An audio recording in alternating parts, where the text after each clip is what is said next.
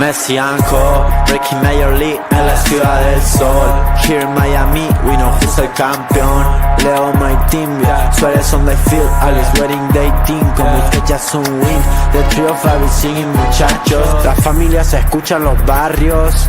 Esta camiseta pinky la llevan todos los guachos. Los rookies quedan sin comentarios. Messi ambetea, tiki-taki gol.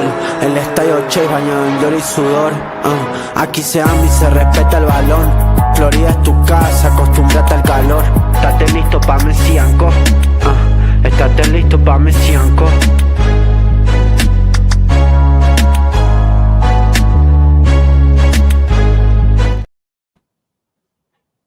Hello, everybody. Are you still hearing the song? No. But your mic does sound weird. You are live, and you sounded a little strange, your microphone, but you are live. Hello, everybody. What? Actually, I'm so confused right now. But yeah, well, we're All right. live. we're good. Oh, there we go. There you go. Let me rejoin. Gian, kick us off. Okay, cool. All right. So, all right, welcome, everybody. First and foremost, we are a live podcast that sometimes has technical difficulties, but that's okay. We're gonna get through them. It's not a big issue. It's okay. The beauty of being live. The beauty of being live. So we're not always live, so we don't always have to deal with this, but it just so happens that today that is the case. But as always, we'll get through it. So today, Inter Miami midweek show. It's always exciting. Every week we get to do a midweek show and talk about everything that's going on. And as always, with Inter Miami, don't call us drama queens or anything, but there's always something going on with us. There's always drama. There's always drama. Always drama. It's like a telenovela here. So we got an ass whooping to talk about. Unfortunately, not us. Yeah, man. Not us giving it, but on the receiving end, we also got to talk about players leaving. So a lot to talk about as we wait for Ash to settle in there and figure out what's going on. Welcome back. Good, Ash. Welcome back. Let me tell you why I'm in. Okay, there she goes. All right, and then There she goes again. This is a great start. This is probably the best start that we have to an episode ever. But we do have a lot to talk about. We have that Orlando loss that we have to give our opinions about. Huge updates on some transfers coming in and out of the club, and of course we'll dive into some messy rumors, even in some the ball news that happened this morning in training. If you guys want to touch on that first, or whichever one you want to start on, but we'll start off. I think we said we agreed on the Orlando game, right? So we can give our opinion on the Orlando game. How do you? I don't know how aggressive actually you're gonna come into this, but you're gonna be more aggressive than me. I can already am. tell. Also, because when we were texting in our group chat, I can tell that you are going to be a lot more aggressive than I am. I'm gonna bring a little bit of level-headedness, and you're gonna bring a bit more of the passion. Okay, let me start off with the aggressiveness, and then you can calm everybody down with your passiveness. All right, let's do it. Like, okay, so literally the only way I can really talk about this game or like express my opinions and my passion, my emotions about this game is the fact that it was just so what is it? Wait, I was going to tell you before you get into it. I won't give my opinion yet. Okay. Can I really quickly, like in 60 seconds, frame the game? That way you can. Let's frame the game. Okay, you're right. Let's frame. Let me frame the game really, like 60 seconds, not a deep dive. Set me up. And then you go in there, and then I'll go ahead and all right. So first of all, it starts off with huge game, obviously, versus Orlando. Inter Miami and Orlando, both in Leagues Cup, both make it out of the top four of the MLS standings, so they're both going into the quarterfinals now. Both have had a pretty crazy schedule. More so, Inter Miami has a bit more of a heavier schedule than Orlando City, but they both go in there. This time, no Messi going into Orlando City, and it goes a little bit like this. Minute 2, Orlando scores. Muriel and Ojeda combined together to score. It's something I feel like happened the entire night, where you had Ojeda, you had Muriel, you had Freeman, you had other players that were combining down the middle, right? So it just so happens, first goal, minute 2, they go up early 1-0. Then minute 4, Inter Miami comes right back within a couple of minutes. I believe it was minute 8 with a bright golazo. Was it minute 8? Yeah. Minute Okay. 8, that's what I got Minute here. 8. Minute 8, right? Yeah, Absolute minute 8 banger. golazo from Hi, Yannick Bright. everybody. Yeah. Do you want to Okay, know you're back. why We're I going over messed the up? Can you hear me? Yeah, we can hear you. I was just going over the game real quick. And then you guys are gonna give your thoughts. So minute 4, Okay, go I know ahead. minute 8 rather. You have De Paul that tries to put in a center into the area. I believe it bounces off an Orlando player, and then Telasco Segovia is able to put in a center off of the rebound that gets, I think, punched out by the goalkeeper, goes outside of the area, and Yannick Bright just absolutely rips it or curls it into the goal. Beautiful goal, 1-1.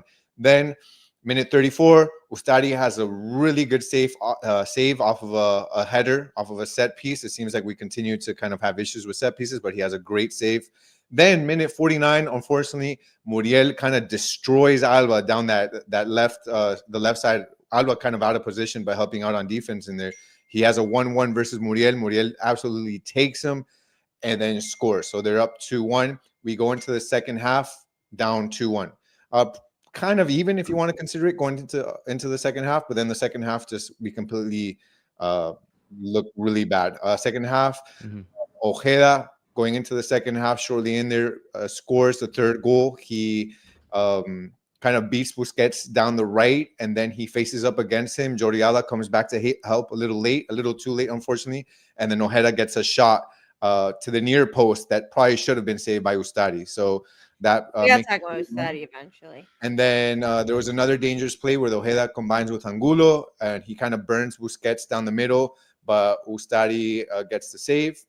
Minute 66, Suarez almost scores from half field. Pretty crazy. That's where Galesi almost gets injured, or rather gets injured, but I believe he keeps playing.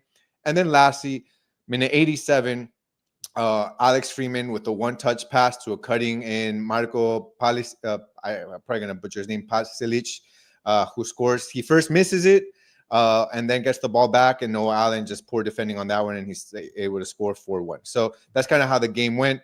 Thoughts, Matt, and then Ash, if you want to take over after that. Wait, really quick before you go, Matt. I just want to tell you guys why I'm an idiot. The reason why I was having such difficulty with this is because I had the YouTube open on 3 different tabs to make sure it was working. Didn't close them on any of my work computers. So I was just hearing repeating of us over and over again. And so I thought something was wrong. And so I had to go through every single like link on my work computer and get rid of every YouTube and Twitter link so that we You didn't only hear have us like a one million sound. times. And that's why you're a host and not a sound engineer or backstage engineer or anything like But that. you can hear me fine and we're good. Now we hear you good. Right. Okay, great. Right before we get to Matt. Hi, everybody. Welcome to Messi Co. I'm sure Gian said that. This episode's going to be full of really exciting stuff, crazy action happening, players moving, reactions to loss. When is Messi back? Gian's already given his opinion. Matt, what are your thoughts on the game? Boom. I'm still here, bitches. Yeah, no, well said. Yeah, I mean, there was a lot of emotions going in that last derby. It's the Florida Derby. It's a lot of hype around it. The fact that Messi not being there really wanted to make us play well against them, because obviously Orlando is a good team. They have great players, and they have just as difficult of a schedule. In their season as well. But they were ready. They were 100% ready for that game. They were going in, kind of guns blazing, scoring in the first, second minute. And then from there, they just kind of set the momentum and the pace of the game on their terms. There was almost at no point in the game where Inter Miami kind of made it to where they had control of the game. They wanted to control the pacing of the game. We had obviously Bright's absolute banger, and I'm very, very happy for him. I'm sure we all are, because him getting his first goal for the club, and after having a fantastic, not just season, but ever since he stepped foot on the pitch, he's been a phenomenal and a fan favorite. So I'm really happy that he got that moment. Yeah. But in terms of the rest of the team, it was just absolutely embarrassing. It was subpar. It was honestly a huge disappointment from everybody on that field on and that night, and there's just no excuse. We got absolutely ripped to shreds. Our defense was exposed. Falcon looked completely lost. Worst Ustadi game of the season for sure. Ustadi's back, back from his injury. He looked like he forgot how to defend his own post. He looked like he didn't deserve to get to start back right away after Rios Novos. And I'm a really big believer that, like, if you earn your place and you play well and you show it, that there needs to be a reason outside of just, oh, the starter's ready for you to come out. I think that's how players grow, and like you'll see the best coaches in the world, unless it's like your absolute star player. They will sometimes wait a little when someone is injured and makes their comeback. They'll do it slowly because they're like, the person who's replaced you has played well, so we don't need to make a change that minute. And that's a Mascherano mistake, because you're right. Ustadi looked flat on his feet the whole entire game. Not good footwork, etc. Couple funny comments we're getting though that I want to read about the Orlando one that made me laugh. March Madness. That's brilliant. I mean, we're not in March, but as an American, I think that's a very funny comment. Send him bags of caca. Well, that's a decision you can make. A couple of things I wanted to talk about from the game. I'm going to pull in some direct quotes here from post game. During his press conference after the match, Inter Miami head coach Mascherano called the result painful. He accepted blame for the loss, which he rightly deserved, but he was clearly frustrated with his players' performance. And then Inter Heron, who is who I'm looking at right now, says also rightly. And I think that's an important thing for us to talk about, because a lot of times what we like to do is say, oh, Mascherano made the mistakes. He picked the wrong lineups. He picked the wrong subs. He did, X, Y, and Z. And that can and is true at times. But this was a game, and I think and this was a good comment that I think explains it well.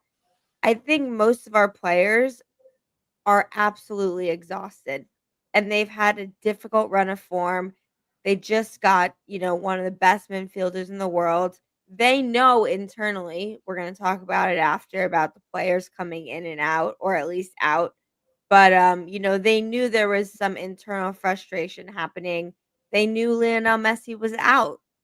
They knew they had just had to win an extreme game to make it to the quarterfinals. So I think it's a match where calling it painful is fair, because it's painful for the coach because he made some tactical errors, but it's painful for the players because the players did not, I think, live up to their moment.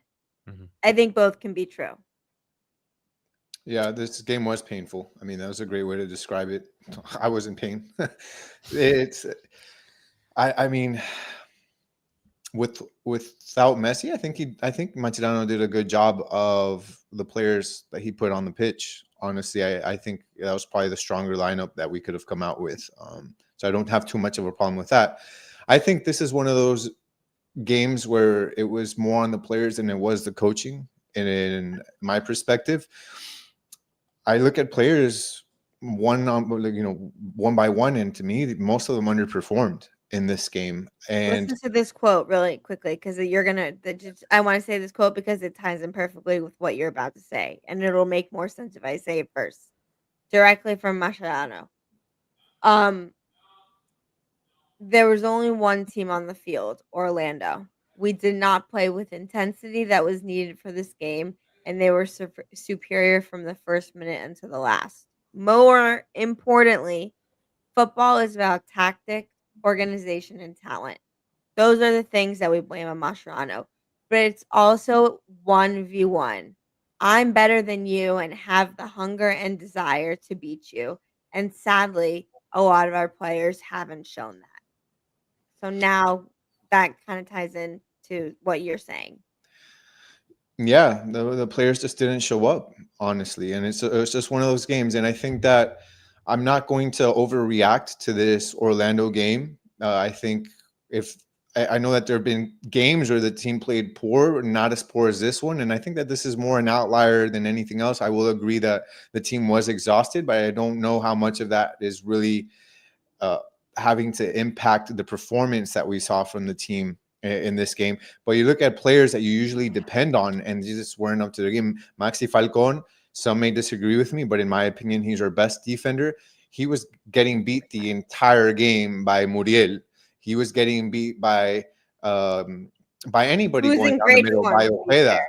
Same But thing yeah. with Busquets. Busquets is a guy you can usually rely on, even though he may not have the speed. He usually has the ability to position himself in a way that he can be impactful and defend well. Same thing. He, even Yannick Bright at times, as well as Maxi Falcon, were getting beat down the middle by Muriel, Ojeda, Angulo, Freeman, like different players at different times. And I think that, to me, that was one of the biggest things. Like, I don't know how much Messi would have made a difference in that perspective, and the fact that we defended so poorly. Obviously, we probably would have gotten another goal or two because of him, and maybe that probably would have changed the posture of Orlando, right? Maybe they couldn't attack with as many people, knowing that they would have to keep an eye on Messi and that sort of thing. But at the end of the day, I feel like even if Messi was in this game, while we would have had a better chance, the incredibly poor defending that we had from our midfield down, I think, was the reason why we lost this game. And it begs the question, with still time on the transfer market, do we still need to look for another, another center back there? And there have been some rumors that maybe we'll touch on now or in another episode. But yeah, it was just unfortunate. It Players was didn't perform. it was an unfortunate game and performance. I think I wanted to show this clip, but there's this ad happening that's kind of bothering me. Can I also say that, sorry, with Ustadi, like, Go ahead. Ustadi, obviously we got scored on 4 times, but if it wasn't for Ustadi, we would have gotten scored on another 3 or 4. Like, Ustadi also had good saves. Yeah. So we have to be fair and say there are both sides of the coin, and Ustadi had some great saves. Yeah, he missed that one where he had where he had that one on his post that he should have saved, but at the same time he saved like 3 or 4. Okay. All right, so check this out. I agree, by the way, with that. I think tired is not an issue. Orlando played same games as we played. Well, though, that's not I mean, it's true in some sense, but we are still three games behind most. We may be 2 behind them that may have played because they're also going to be in the League's Cup. But none of them played in the Club World Cup, and the intensity of that month really can't be understated. It really can't. But we have a lot to talk about, obviously, like I said. Before we get to the new team players, new signings, new tradings, all that stuff, let's start with a little bit of a messy update. Okay? So the question on everyone's mind is obviously, when will he return? So Marca, which is, I think, a pretty reputable source in South America. And do you guys agree with that or no? Marca, yeah. Yeah. Yes. So basically, and we already knew this, but I think it's a good thing to just kind of remind ourselves and think about evaluating. Ignore the middle part of the video because it's not relevant. But the first part's interesting. Lionel Messi's return will be on an MLS match day, not the League's Cup. So that's interesting. That's a strong statement to make. Obviously, medical discharge and everything will respond to treatment. So far, we know it's a minor injury, and we know that it's more likely than not he'll be ready for Tigres. The question is, will he be fit to play and get some playing time in the match prior? Because as we know about Lionel Messi, is that he does not like to avoid being off the field. And so just basically what it says here, and I think it's true. Obviously, he didn't play Orlando City, but next week he should be medically cleared, meaning this week, as all goes well, we'll continue with our up-to-date information. He should be medically cleared, with the idea, and which I agree is on the ideal setting, is that we will be hosting the worst team in MLS, the LA Galaxy, next Saturday. With that, I'm gonna ask you guys now and now I'm gonna close this out, and then so this was just me kind of giving, where we're at, where we think we're going. Also remember, just he's been playing at the most ridiculously high level, and I don't want to say deserves a break, and I don't mean anything like that, but like he's just playing at such an unreasonable level that it's crazy. How quickly he recovers and how quickly he is, we'll wait to see. But I'm going to present you with 3 options, and I want each of you to answer it and tell me why. Option 1, he plays the full 90 against LA Galaxy. Option 2, he plays 60 minutes for LA. At option 2, he plays only 30 minutes. He comes in the second half. Option 3, he doesn't play at all against LA Galaxy and starts with Tigres. If those were the only 3 options, which one do you choose and why? What do you think, Matt? See, I'm killing being a host. You guys are welcome. Like I'm trying to think because I think Messi is I forget who said it, but Messi said in the past, or somebody said that Messi said in the past that him not playing games really hurts him more than helps him. So maybe him playing against LA Galaxy wouldn't be the worst thing in the world. But I would like it for us not to risk it if we don't have to. Mm-hmm. But at the same time, I mean, if Messi's up to it and he's willing to play and I think he knows his body, he knows his situation. He's been dealing with it for a really long time. So if he knows that he's able to participate and play in the game, and he'll know he'll give us 100%, then I don't see why not, because I know for a fact he'll be ready for that Tigres game no matter what. Messi's got to play 90 minutes, man. He's got to play 90. Really? You think it's gonna be optional? Or you think he's gonna play the full game Saturday? 100%. If Messi plays, he's not leaving. It's just like that. And Mascherano, like the only one that dictates when Messi's gonna play and how long Messi's gonna play, and when Messi rests is Messi. And Mascherano's not going to dictate that. The medical staff is not going to dictate that. The Mas brothers and Beckham are not going to dictate that. Probably not even Antonella is going to dictate that. It's going to be Messi. and we've seen that. And if he can play, he's going to play. If he plays at the if he starts, which is basically always, he goes throughout the entirety of the game. And what did we see? We saw Messi get into rhythm finally. He was looking good. He was not having any issues with injuries.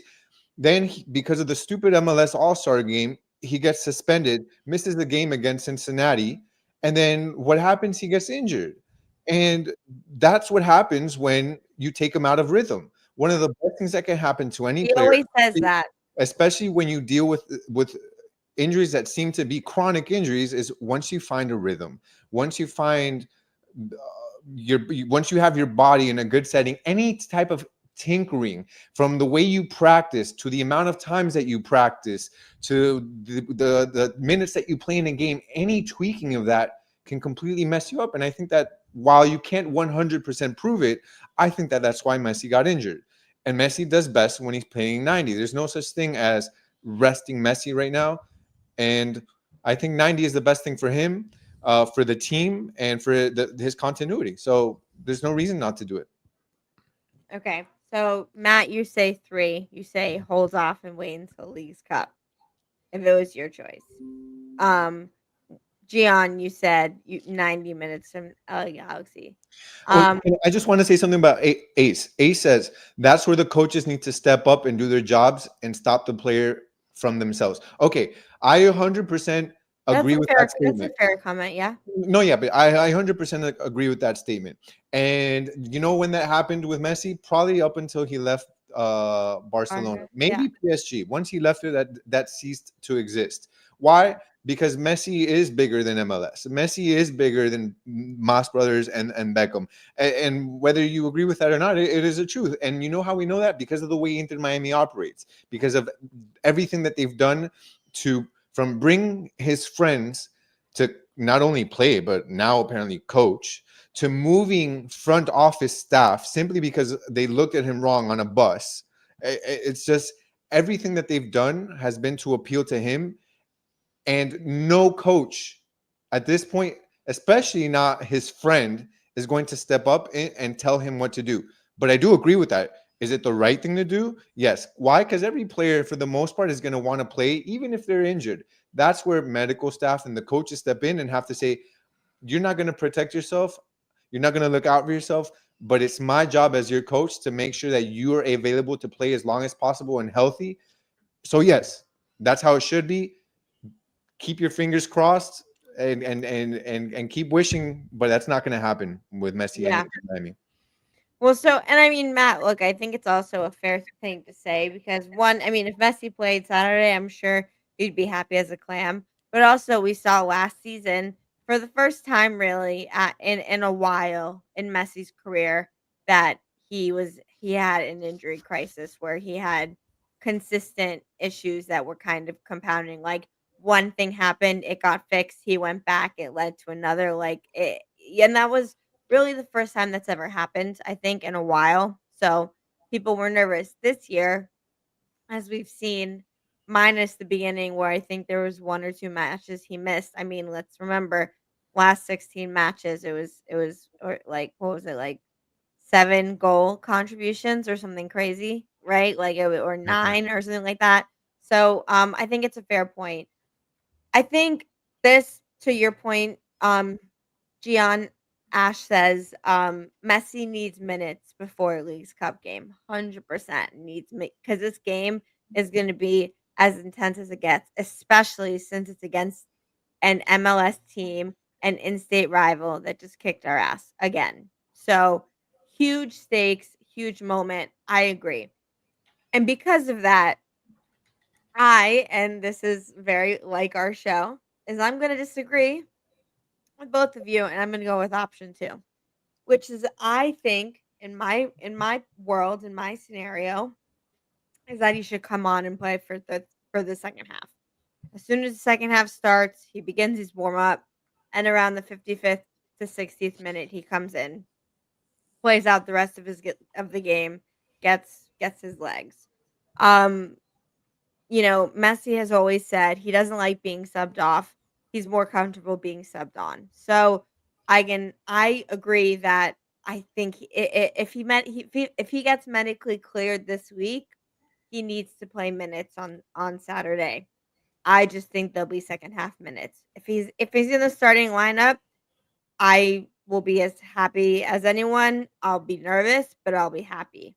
But the truth to be told is that, just like you said, Messi knows himself best and knows his condition best, and he'll know what will be the right decision. I think all 3 options are viable. If I were a betting man, I'd probably say, like, if the over under is 1 minute of Messi playing, I would take the over. Because whether he starts or if he comes off the bench, if he's medically cleared, I think he's going to play, just knowing that next Wednesday is going to be such an intense game. But we'll see. Matt, maybe they go for safety. Maybe they go for, great, you're medically cleared. We'll have a hard week of training for you. And next Wednesday, you bring it all out. 100% a possibility. We'll wait and see.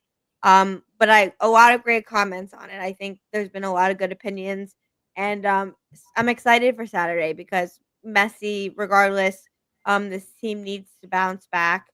We know now, and what we're about to discuss is the loss of 2 players who were very important in recent Inter Miami history, and what it means for the lineup and the team moving forward. So, are we ready to transition into that discussion? Let's do it. I think everybody in the comments are wanting to talk about this too. So all right, we're ready. Let's do it. So we're going to start at the back end, which is, and by the way, I need to figure out a better way to do this, Matt, or you may need to help me with this, Gian, because when I do this, it works, but it cuts you off. So maybe I'm hidden. Wait. I may be able to do. Wait a second. Nope, not that one. But this one I may be able to fix it. Ready? Boom. Okay. That's how I have to do it. So, because I want you to be seen. Thank you. So I just remind me, overlay. If we have to click off overlay when we share things. Sure. Okay. Also, remind us in the comments. I That's couldn't. crazy, I, Mike. I, That's I Mike, crazy, couldn't Mike. agree we don't more. need to no, don't That's say crazy, Mike. that. That's Don't crazy, say Mike. that. I'll Our remember that. handsome I'll king. remember that, Mike. All right. all good. So from It's all Sports good. Illustrated, even though maybe we all saw it coming, maybe I mean, in the back of our head, we're all like, especially after Rios Novos the last couple of weeks having some pretty damn good performances, we all have been kind of like, what is going to be the deal with Drake Callender? Like, I didn't have a clear cut answer. But now we do. And as it says here, Inter Miami agreed to shock trade, sending Drake Callender to Eastern Conference rival Charlotte FC. Before you guys give your thoughts, can you hear me? By the way, I thought it cut out for a second. You can hear No, me? you're good. Okay, cool. So before it gets into that, a couple of details I want to talk about. This is what I think is interesting. Seemingly out of nowhere, Inter Miami have parted ways with Drake, starting goalkeeper during Miami's 2 trophy lifts, of course, including that amazing penalty save against Nashville for the League's Cup.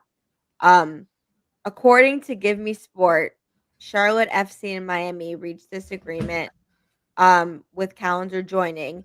But Tom Bogert, who, as we know, is one of the better MLS reporters in the league and has good information, has said the goalkeeper had no knowledge of his new destination and wasn't part of the trade process.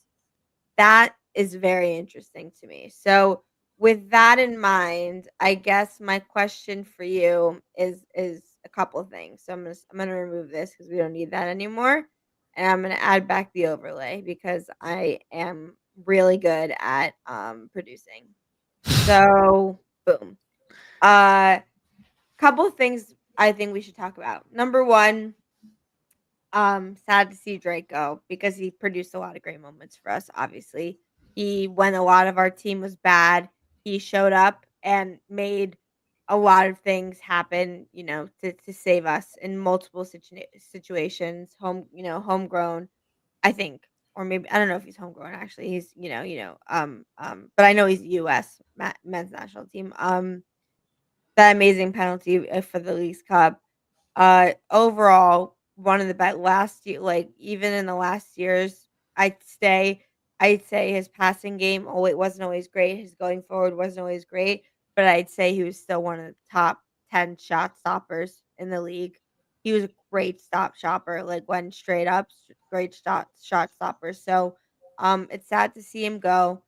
With Ustadi and Rios Novos, I guess the plan is that's enough, and that there are other positions that need to be filled. So I guess my question to you is two parts. Part one, just overall feelings about Drake, seeing him go. If it was the right or wrong decision, and then how you feel about the part that he didn't know about it essentially, and it was kind of just like happened because that part is what surprises me. So I'm interested to hear what you guys think about that. Well, for my thoughts on my feelings or opinions on overall on this trade is I don't think it's surprising in the slightest, to be honest. I think we all knew it was coming at some point. The only thing that kind of surprises me is the fact that it happened now in the summertime and not at the end of the season. But I mean, we all knew that Drake was kind of heading out the door with Ustadi continuously getting game time and to be fair, won that starting position over him. And he underwent surgery and it was out for a really long time, and it just really was unlikely what his future was at the club. And I thought a sale was brewing. Like I thought a trade is imminent. It was absolutely imminent. So I think in the manner of how the trade happened, if it is reported or if it did happen as it was reported, Drake not being involved in the trade, Drake not being at least given any input on where he would want to go or where he could be going or anything like that. I think that's a little messed up. I know that's a very American way because of the trading, in American sports and baseball and football, you just kind of trade people. But in soccer, that's just not how we do things. And I think that's a little bit a little bit unprofessional, in my opinion. I really wish, especially because he's been here since the beginning. He worked up from playing in the B team.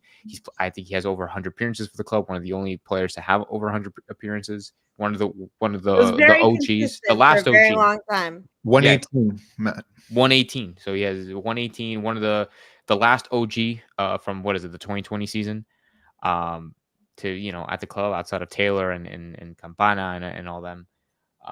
So I think that part's a little bit messed up. I thought Drake Callender was a great servant to the club. I thought he represented the badge well, and yes, he had those stints. Yeah. I think he had those great stints at Leagues Cup in 2023.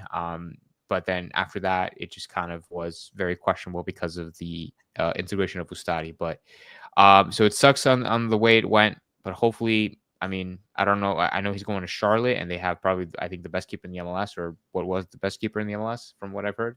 Yeah. And so if he's going to a club with the best keeper in the world or in the league, I don't know. We'll see if we can get some game time, or at least be competitive enough to fight for it. But if not, hopefully he can work his way back. Because like I said, I think he has great natural talent, great consistency, team player. Gian, what about you? I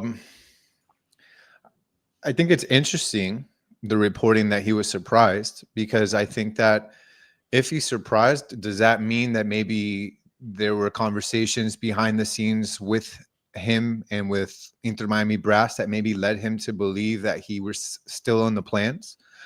Or going somewhere else? No, because it seems, maybe I'm interpreting it differently, but that he was surprised that he was even leaving, like, more than anything. Right. Yeah. So I feel that if there were conversations behind the scenes with Inter Miami brass that maybe led him to believe that he was still within the team and Mascherano's plans, then I can understand him being surprised. Now, if there were no conversations like that being held, then I don't understand how he was surprised, because what is the saying, something, the tea leaf? I don't even know. That's an American. Read the tea leaves. Yeah, something like that. Like, there were things that were going on that should not have surprised him that he was on the way out. Yeah. In any case, he should have had his bags packed and his U-Haul ready, knowing way in advance that this was going to happen. In reality, Inter Miami made their choice a while ago, and it was pretty clear he was injured. Then Ustari takes the starting spot. Rios No starts to get more playing time. He's looking better. He's developing. Then they go and extend Ustari. I mean, that kind of leaves no room to be surprised. Yeah, that means there's no reason to be surprised in that sense. I think what was more surprising for me, and this was already in the past, is the fact that they extended Ustari. I think that was probably not the best decision. I think they should have probably rode with Callender. He's still a young guy, a guy that maybe doesn't have the footwork that Ustari brings, but he's definitely had the shot-stopping ability. And I think that when you have a defense that maybe isn't the best in the league and has had leaky issues, you need a guy that has a better shot-stopping ability than a guy that is better with his feet, especially when you have Rodrigo de Paul and Busquets and Suarez now being used as a playmaker, and Messi. Like, you need more of a shot stopping ability. So also, that's kind of like what I think. It's a little surprising that, no pun intended, that he is surprised, but I think it was the right move by Inter Miami, given the decisions that they have made. Right, not in totality the right decision, because they should have kept him instead of Ustari, instead of extending him. But the fact that they chose that path, it made no sense to have Callender just sitting around, especially when Rios Novo was there and the money that you have tied up with him. Granted, it wasn't the most, but it was about $500,000 in annual compensation that you have. So, yes, it was the right decision given the circumstances and given the direction in which they wanted to go. Now, regarding that, him not knowing where he's going, that's, like Matt said, that's American sports for you. It's not like the rest of the world, where first you have to come to an agreement with the club, and then once you come to financial agreement with the club, then you have to consult with the player. That doesn't exist, and I think it's the right way to approach things. MLS should at some point figure that out, but probably not. But at the end of the day, a guy that the fans loved, a guy that was a big part of Inter Miami's supporter shield. Leagues Cup. He was a runner-up for goalkeeper of the year in 2022. 214 goals conceded across, but 21 clean sheets. 27 years old. He had appearances with the U.S. men's national team. So, I mean, it's not a whatever guy that's leaving, a guy that was here from the beginning and a guy that fans are probably going to love, that are going to miss. But good for him in his career. You have an opportunity to get more minutes now. Exactly, wish him well. All right, right before we transition, because I think a lot of people agree. I think, and this was a good point. This is not the main point, but this was what I think is probably true from Aisley and Al. The owners made their mind up before Drake's injury that they were moving on. I think how they did it and with who and what the plan was changed because he got injured in preseason. But I agree. I think knowing what was important for them to bring in and what is important for them to continue to bring in and to build. Look, Ash, this is a decision that the team has made given the moment that they're living in. And the decision that they've made is knowing that this is a win now team. This is a win now moment. This is Messi Well, has I mean, a couple more technically, years. you have now hopefully 2 more years as win now, but you want someone better and more established, so, like, you needed to rip the Band-Aid off. But what they're doing is two things. There's number one, they're surrounding Messi with players that he feels good around, and Yep. it just so happens that he feels good around Argentinian players, and so that's number one. Maybe, And number maybe two, not. We're about to talk about that too. and then the second thing is they're building this team around experienced players. So Yep. that's what they've decided. Those two things. I think that's the key one, experience, 100%. Last comment about this, because I think this is just a brilliant question. Ash Pritam, I don't know where you're from. You can shout out where you're from. You've been an OG. You ask great questions. You give great comments. What Drake song best fits Calendar's departure? What Drake song best fits Drake Calendar's departure? What a question. Laugh now, cry later, maybe. It's a good one. Okay. I my don't feelings. True. More about the club situation than Drake, but Trust issues. IDGAF. Like, I don't get enough. And then what was the motto? Because you know what, like YOLO is what he has to think now. He needs to be in the YOLO mindset of you only live once. This is you broke my your heart. next opportunity and make the most of it, right? Yeah.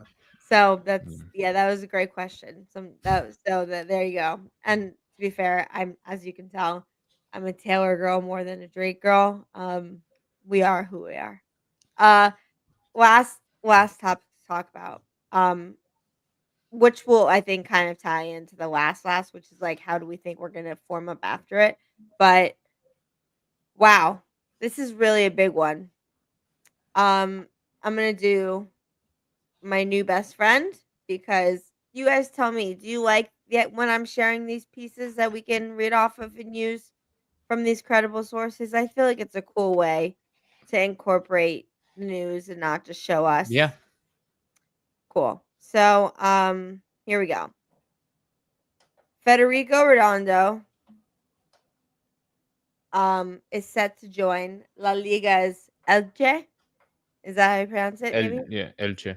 Elche on a permanent transfer, with the player currently in Spain to complete the deal, a source said. So he's left Miami and he is in Spain, based on ESPN sources. This is a really complicated mixed bag. Lot to think about, a lot to talk about as it relates to this. Couple of things that I think are important. Obviously, initially, what are some things you think of when you think of Federico Redondo? Number one, obviously from Argentina. Number two, obviously an incredibly famous father who was an amazing player for Real Madrid. Young, ready to show himself, seemingly perfect to fit into what we have with Messi. But in the end, I think these are some interesting stats. And to be fair to us and to most Inter Miami fans, I think everyone has been incredibly fair about Federico Redondo. I think we've said moments where he's played well and he's learned and adjusted. And I think we've also been very clear when there have been moments that he is not. And in his 60 appearances across all competition, he totaled 2 goals and 4 assists. To be fair, not asking him to be our striker, but it's fair to say that overall, if you're rating on a scale of 1 to 10, maybe somewhere between like a 4 and a 7, as opposed to what we were hoping for, which would be an 8, 9, or 10.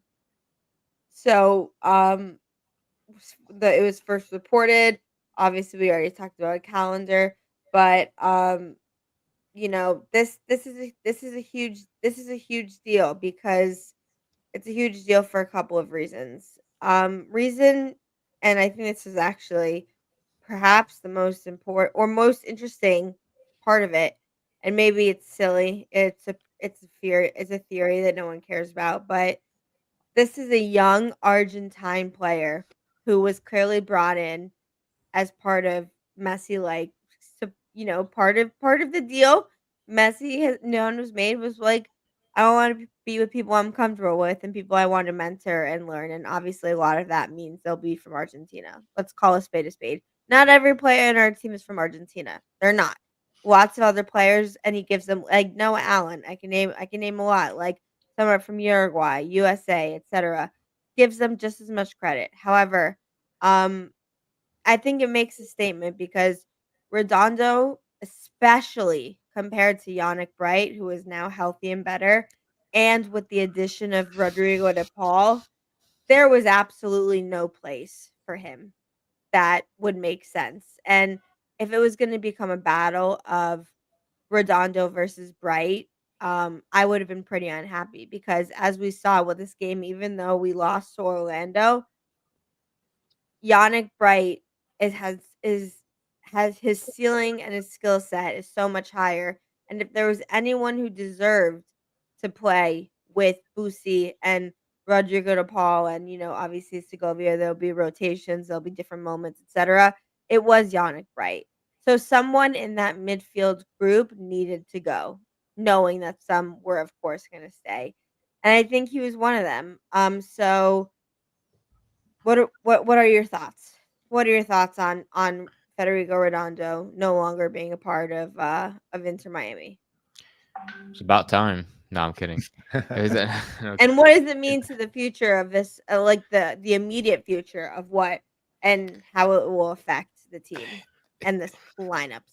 to be honest, it surprises me a little bit. Like this, there's like the slightest bit of surprise in me about this move because of the fact that he was given so many opportunities and he was always given the benefit of the doubt by 60 Mascherano, by Tata appearances, Martino. 60, He was 22 years always given old. the chance. He was always given the chance, and rightfully so. When you pay $8 million for a center mid, when you pay $8 million for a center mid from Argentino Juniors, the son of Fernando Redondo, you expect a lot. You expect a lot, not just from the fee that you pay, but from his salary and from his history. And he simply just did not fulfill, in my opinion. He didn't fulfill his Yeah, that role. contract. He didn't fulfill his expectations. Like it just, I don't think he just lived up to it. And despite being here for what was it, 2 seasons now, I think he could have done a lot more. I think he could have adapted at least this season. This season could have been the year where, okay, I've adapted already. I know what we're gonna do. I've been with these guys for a year, but let's lock in. But he didn't. It's now we have Rodrigo de Paul. Yannick Bright is still doing his thing. We even have players like Ben Kagremanski who's Look at playing in this the midfield. comment by Ace Leonel, who I think usually puts good things. I totally disagree. I mean, unless you're talking purely financial, the 8 million in the contract, Yannick Bright is better than Redondo in literally every single metric. Oh, And I if think you I think he means like getting a move to Europe because he's going to Elche. I see what you're saying. Me like going to a different, like bigger and Yeah, better. like getting Thing. getting From an that opportunity to play from that in perspective, Europe. maybe. But in terms of like, if you were gonna keep one, it's Yannick Bright every single time. I don't know. I mean, I'm not saying that Redondo's a terrible player. I'll end it with this. I don't He's think he's not. a terrible player. I still think he has potential to be a great player. Maybe it just wasn't the right team for him. Maybe he was forced into a system, forced into a team where he just couldn't fit and couldn't adapt to. And hopefully, wherever else he goes, Terrible if that player. is Elche, if that's another team in Spain or back in Argentina, hopefully he can adapt well and fulfill that potential to be the best player that he can be. But just unfortunately, that just wasn't at Inter Miami. So I wish him the best.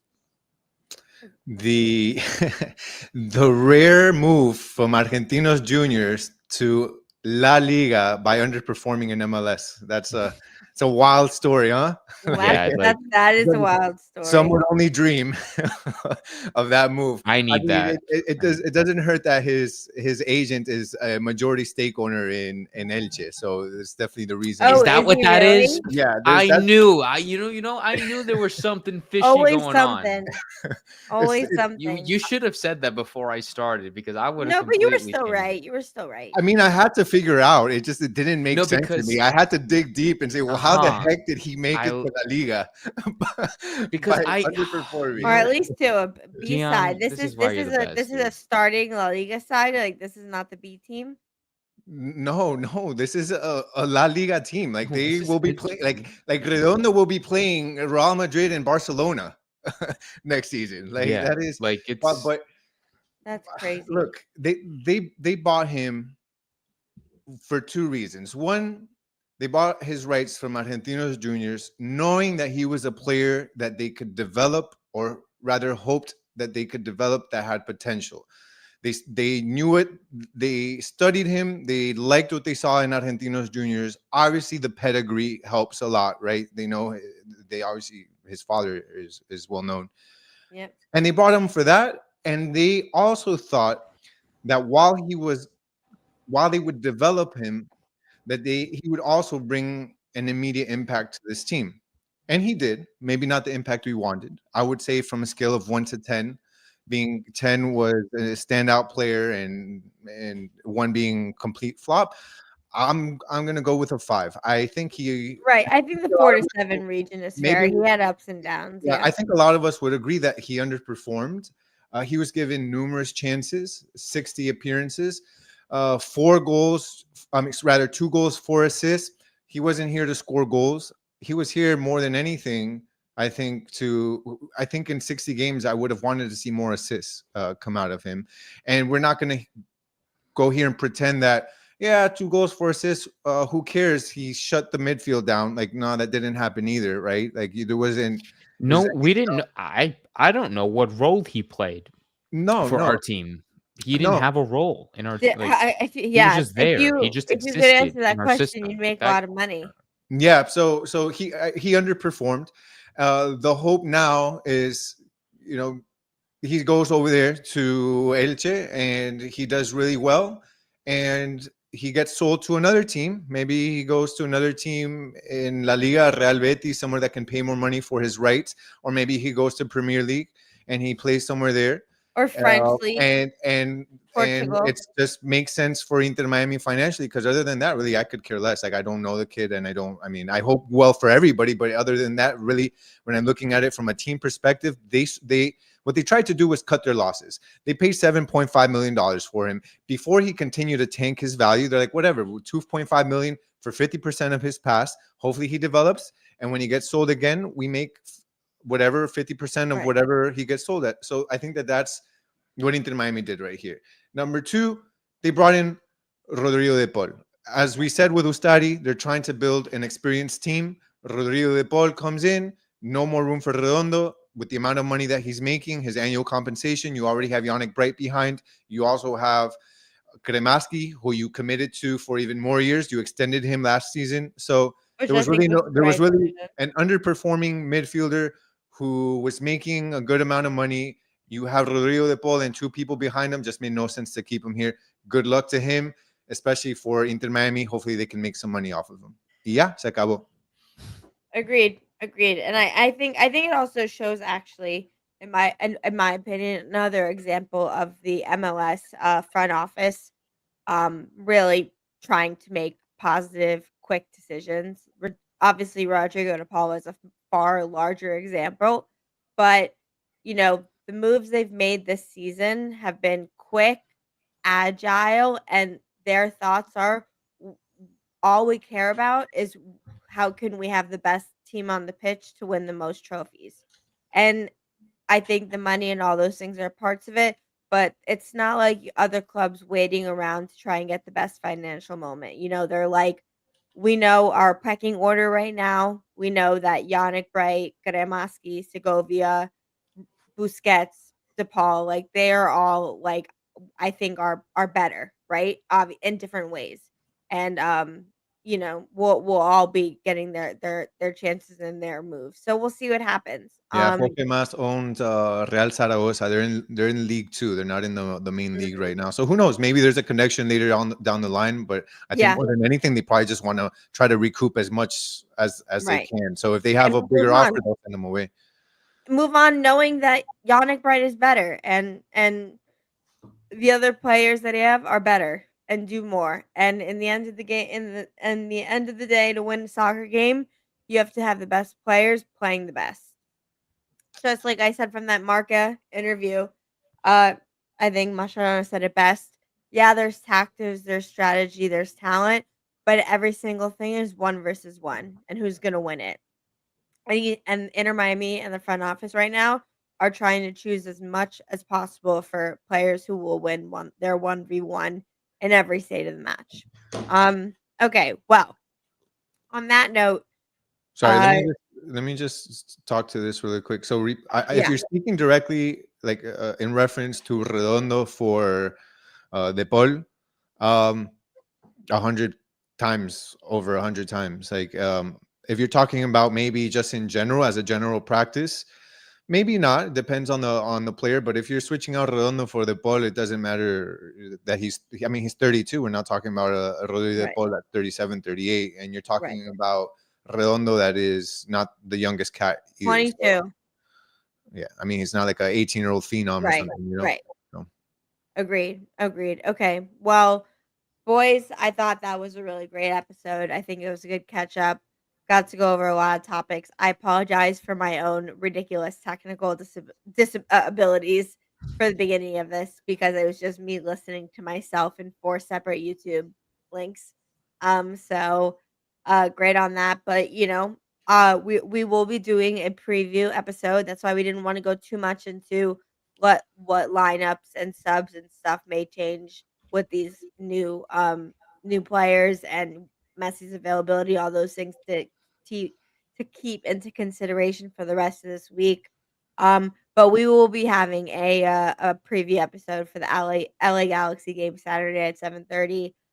It will either come out Friday or Saturday. We will let you know when it gets closer. I know it's Wednesday, so it's close, but to know for sure, make sure you are following us on X, formerly Twitter, at Messi Co. Subscribe on YouTube at 5 Reasons Football. Look, guys, every time you like or you comment on a tweet, and if you turn on your notification bell on YouTube, all of those little things make a huge difference in us in growing our audiences, growing opportunities to work with people, and continue doing what we love.